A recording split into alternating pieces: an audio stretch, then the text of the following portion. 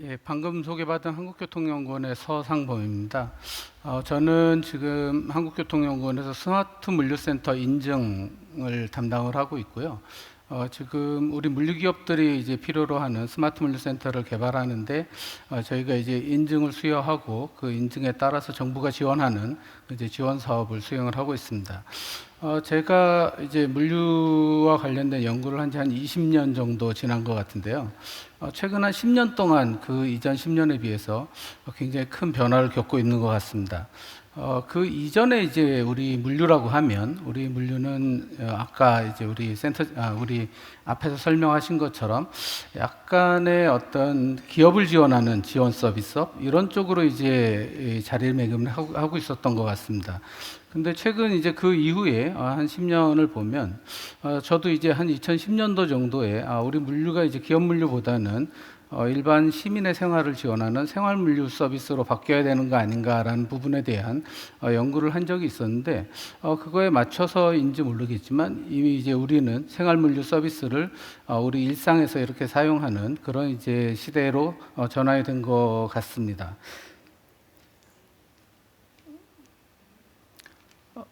제가 말씀드린 이제 생활 물류의 어떤 출현이라는 부분들은 결국은 이제 우리 온라인 쇼핑과 직접적으로 이제 연결이 돼 있고요. 우리 온라인 쇼핑 같은 경우도 우리 이제 오픈 마켓들이 굉장히 빠르게 성장을 하고 있고 최근에는 뭐 라이브 쇼핑 전 아직 이제 써본 적은 없지만 라이브 쇼핑처럼 실시간으로 이제 물건을 파는 그런 이제 시대로 전환이 되면서 우리의 일상이 이제 온라인 쇼핑과 아주 밀접하게 이렇게 연관되고 있는 건 아닌가 그런 생각이 듭니다. 그래서 보시면 특히 이제 이 온라인 쇼핑 같은 경우도 그 안에서 오픈마켓과 이제 다른 매체들 간의 상호 연동을 통해서 좀 더 시너지를 내는 그런 이제 방향으로 흐르고 있고 그런 부분들이 우리 온라인 쇼핑의 점유율이라는 부분에서 굉장히 빠른 성장을 유도하고 있는 것으로 판단이 됩니다. 그래서 보시면 온라인 쇼핑의 성장세를 보시면 최근 한 5년간 거의 2배 이상 이렇게 이제 성장을 하고 있고요. 그렇지만 우리 전체 소매에서의 비중을 보면 아직도 30%에 미치지 못하고 있습니다. 그 얘기는 뭐냐면 앞으로도 온라인 쇼핑이 이제 성장할 수 있는 그런 이제 여지가 충분히 남아 있다는 거고요. 구매 이런 부분들의 이제 어떤 변화들이 발생하는 부분들은 제가 보기에는 구매 품목에 있어서의 어떤 장벽이 허물어지고 그 다음에 구매를 할 수 있는 어떤 시점, 장소 이런 부분들이 이제 어떤 한계들이 허물어지면서 일어나고 있는 게 아닌가 생각을 합니다. 그 중에서 이제 가장 큰 부분이 모바일 쇼핑에 대한 부분이고요. 모바일 쇼핑과 관련해서 보시면 아래에 이제 수치에 나와 있는 것처럼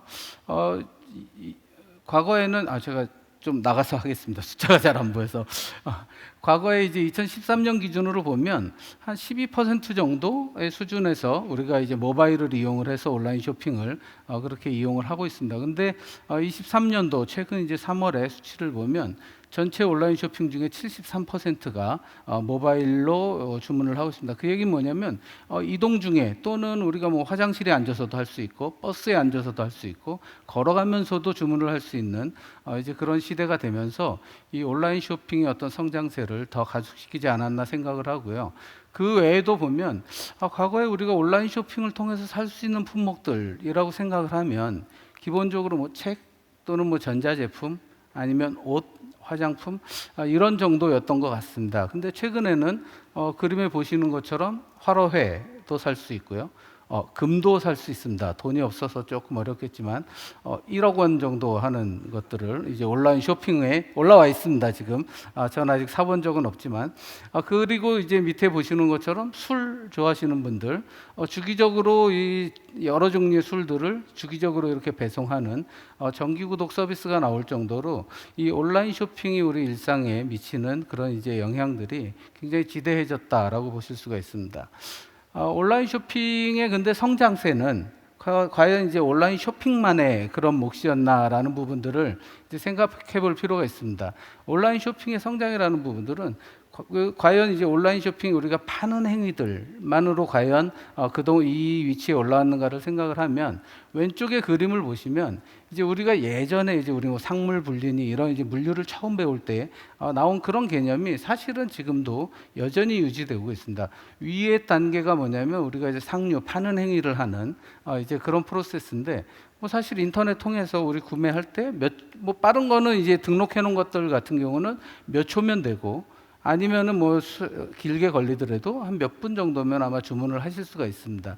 그 얘기는 뭐냐면 저 상류 부분에서 과연 차별성을 확보할 수 있는 기술들이 어떤 것들이 있을까? 거기에서 우리가 과연 차별적 경쟁력을 얼마나 확보할 수 있을까라는 부분에서는 사실은 거의 없다고 보는 게 맞습니다. 그렇다면 그 밑단에 이제 실물이 움직이는 물류의 움직임에서 보면 물류의 움직임은 요즘은 뭐 보통 이길 배송부터 시작해서 2시간 배송까지도 나오지만 뭐 기본적으로 이제 수일에서 또는 수주 정도로 이렇게 어떤 기간들이 걸린다고 보면 결국에 이제 경쟁력은 우리가 물건을 온라인에서 주문했을 때 얼마나 빠르게 또는 원하는 시간에 원하는 장소에 갖다 줄 수 있는가가 바로 온라인 쇼핑에 있어서의 경쟁력이 되는 겁니다. 그 얘기는 뭐냐면 결국은 온라인 쇼핑의 경쟁력이라는 부분들은 결국은 실물의 움직임이 발생하는 물류 부분, 우리가 보이지 않는 그런 이제 물류 부분에서 있다고 보실 수가 있고요. 그래서 우리가 이제 보시는 바와 같이 아마존의 풀필먼트 서비스가 처음 나오면서 이 우리가 온라인 쇼핑에 있어서의 물류의 중요성들이 크게 이제 부각이 되기 시작했고요. 최근에는 이제 그것과 함께 우리 물류 기업들의 전문 물류 서비스가 결합이 되면서 여러분들이 이렇게 쉽게 또는 이 상시적으로 온라인 쇼핑을 이용할 수 있는 그런 환경이 되지 않았나 생각을 합니다. 온라인 쇼핑의 성장은 방금 말씀드린 것처럼 우리 전문 물류 서비스의 성장하고도 바로 직결되어 있고요. 그래서 아까 온라인 쇼핑이 17년 대비 2배 정도 이렇게 성장을 하고 있었는데 생활물류 물동량 같은 경우도 16년 대비 최근 수치를 보면 2배 정도 이렇게 성장을 한 상태입니다. 그 얘기는 뭐냐면 온라인 쇼핑과 이 생활물류의 성장세는 두 개가 아주 밀접하게 이렇게 연관되어 있다라고 보시면 될 것 같고요. 최근에 이제 지난해 같은 경우에는 총 41억 개 정도의 박스, 41억 박스 정도가 움직인 거로 이렇게 집계가 되고 있습니다. 물론 이제 코로나가 있으면서 성장세가 확 튀었다가 이제 바로 꺾인 그런 이제 부분들이 있긴 하지만 다시 22년도에 이제 원궤도에 올라서 10% 이상의 성장세를 꾸준하게 유지하고 있는 그런 이제 산업 중에 하나로 자리를 잡고 있습니다.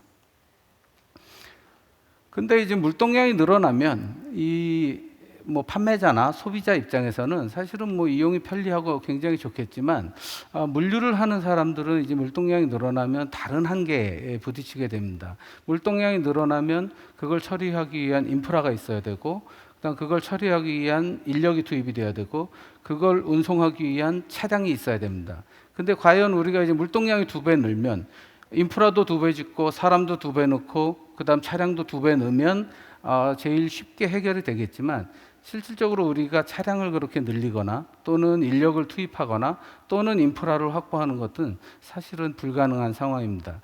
그래서 이 우리가 이제 지금 온라인 쇼핑과 관련해서 어떤 물동량이 늘어날 때 과연 물류 기업들은 얼마나 이제 이 인프라를 늘려왔는가를 보면 저게 이제 우리 대표적인 어떤 물류 A사의 사례인데 실질적으로 허브 터미널 몇 개를 지은 거 말고는 실질적인 인프라를 늘리지 않았습니다. 근데 어떻게 물동량은 2배가 늘어났는데 그것들을 다 처리할 수 있는가? 저는 이제 스마트 물류가 물론 자동화나 로봇을 이용하거나 또는 AI를 이용하거나 이런 부분들의 어떤 굉장히 중요한 그런 역할들이 있지만 사실은 스마트 물류라는 것들은 우리가 갖고 있는 자원, 자원을 얼마나 효율적으로 모니터링하고 컨트롤하고 그 다음에 그것들을 나중에 이밸류에이션해서 다시 개선하는 그런 어떤 효과적인 프로세스로 이렇게 관리할 수 있는가가 바로 스마트 물류가 아닌가 생각을 합니다. 그래서 몇 년 전에 우리 코로나 기간 동안에 택배기사 인력들이 이제 계속 더 투입이 되면 좋겠지만 투입이 어려운 상황에서 택배기사의 뭐 과로사 문제라든가 또는 이제 우리 택배 차량의 어떤 공급에 있어서의 문제라든가 이런 이제 문제들이 계속 발생하고 있어서 이런 부분들을 어떻게 효과적으로 조율하면서 해결할 수 있는가가 바로 우리가 얘기하는 스마트 물류의 어떤 해결책인가 지향점이 아닌가 생각을 하고요. 그런 부분에서 우리 기업들은 그래도 이런 과정에서 다양한 문제가 있었지만 효과적으로 대응해 온 게 아닌가 생각을 합니다.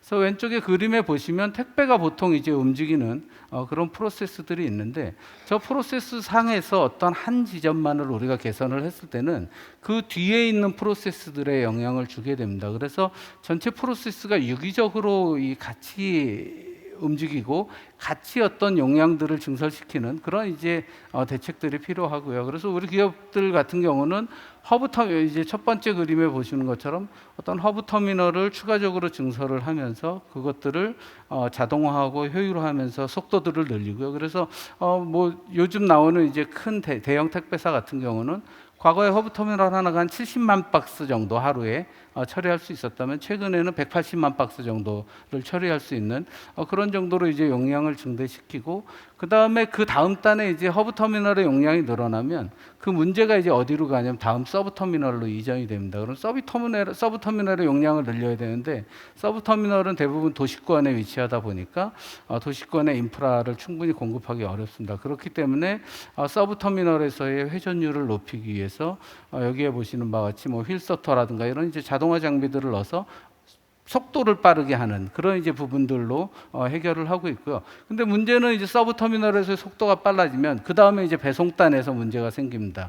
그래서 이 배송단에서의 문제를 해결하기 위해서 이 앞단과 연결해서 앞단의 속도를 빠르게 하면서 뒷단에서의 배송을 하루 2회 배송의 형태로 이렇게 이제 전환하는 그래서 프로세스가 허브부터 시작해서 이렇게 연결돼서 개선이 이루어지는 그래서 저는 이제 우리가 얘기하는 스마트 물류의 어떤 개선의 방향이라는 것들을 자원과 프로세스를 우리가 어떻게 효율적으로 재구조화하느냐의 방향으로 이렇게 바라보는 게 맞다고 생각을 하고 있습니다.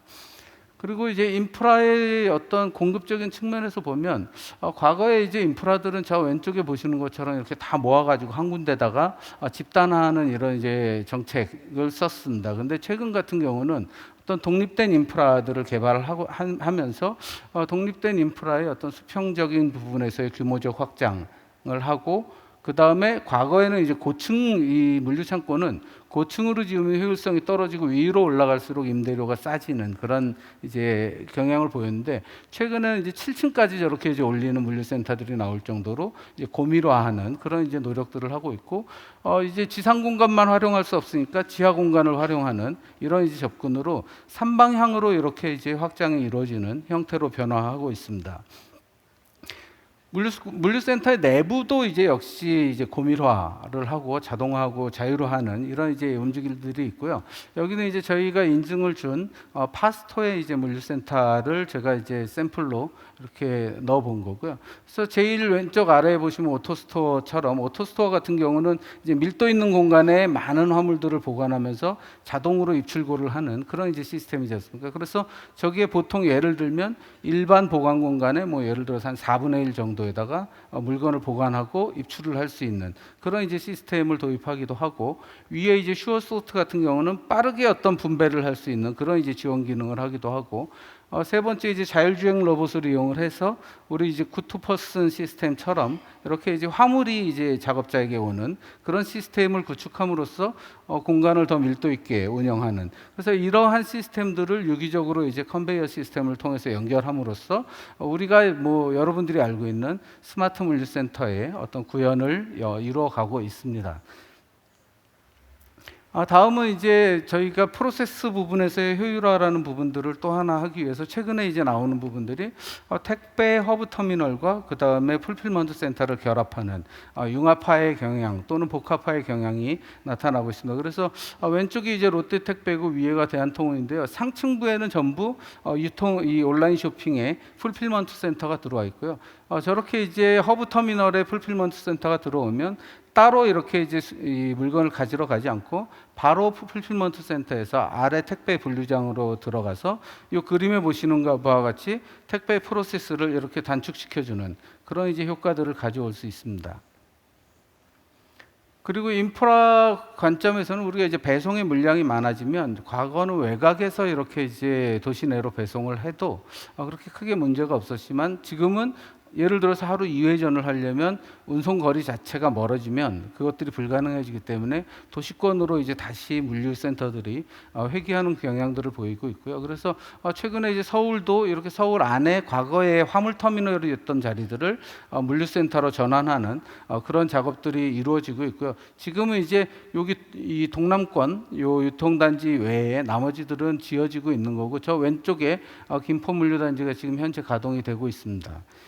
그래서 그 예로 지금 첫 번째가 이제 제가 이제 말씀드릴 수 있는 미래의 어떤 우리 도시 내에서의 물류는 도시 어떤 건물 자체가 물류를 처리할 수 있는 그래서 물류 자급형 도시 구조 뭐 이렇게 이제 표현을 하고 있는데 저런 이제 형태로 전환이 될 거라는 방향성을 이제 확인할 수가 있고요.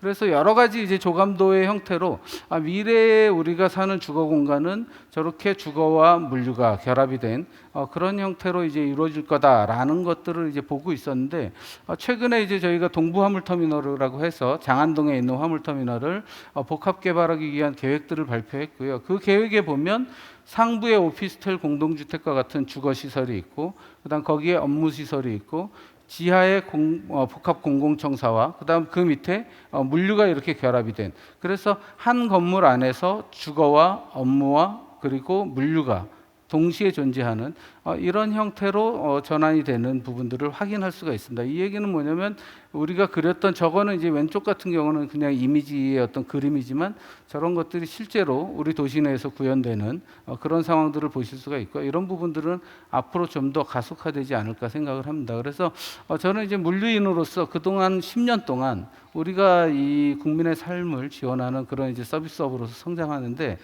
그런 것들을 확인했다는 부분에서 굉장히 이제 뿌듯한 그런 이제 마음들을 갖고 있고 앞으로도 이제 물류가 새로운 비즈니스 모델이 나오면 그런 비즈니스 모델들이 좀 더 성장할 수 있는 그런 뒷단에서 이제 험한 일을 하는 그걸 효율적으로 하는 그런 물류 산업으로 성장할 수 있도록 많은 지원을 하겠습니다. 이상입니다. 감사합니다.